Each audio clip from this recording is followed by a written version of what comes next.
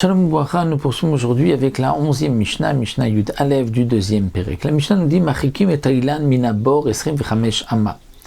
Lorsque l'on veut planter un arbre à côté d'un puits, mon voisin a un puits et je veux planter un arbre chez moi, eh bien je dois l'éloigner quand même esrim v'chamesh ama de 25 amot, à peu près 12 mètres, pour ne pas que les racines de mon arbre vont abîmer le puits de mon voisin. Si c'est un arbre, un caroubier, ou bashikma ou sycomore, qui a donc des racines plus importantes, là on devra l'éloigner chamishim ama de 50 amot, donc à peu près 25 mètres.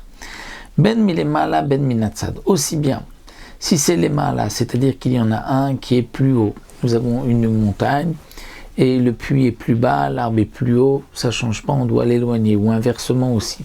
Au ben minatzad, même s'ils sont sur la même surface, le champ est plat et il y a un puits d'un côté, on veut planter un arbre à côté, on doit donc l'éloigner. Imabor kadam, dans le cas où c'était le puits qui existait d'abord, et j'ai planté un arbre à côté, alors kotzetz venoten damim, c'est-à-dire que si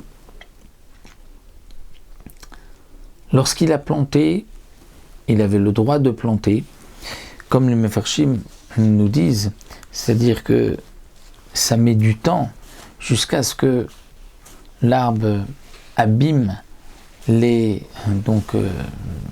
murs du puits. Donc si le puits était avant, alors celui qui a un arbre sera obligé de couper, d'enlever son arbre. Mais le propriétaire du puits devra payer. Vimilam kadam.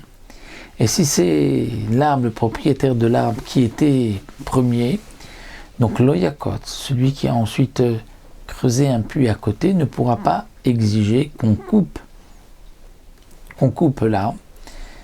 Ça fait kadam loyakot. Lorsqu'il y a un doute, qui était le premier, eh bien on ne pourra pas couper l'arbre. Rabbi Yossé Omer afalpisha abor kodem lailan lo yakot. Rabbi Yossé dit même si le puits était avant l'arbre, eh bien on ne pourra pas exiger du propriétaire de l'arbre de couper son arbre. Chez Zechofer betor shelo vezenotea betor shelo, puisque là encore Rabbi Yossé dit chacun est dans son champ. Lui il creuse dans son champ, moi je plante dans mon champ, on ne peut pas me demander donc de m'éloigner.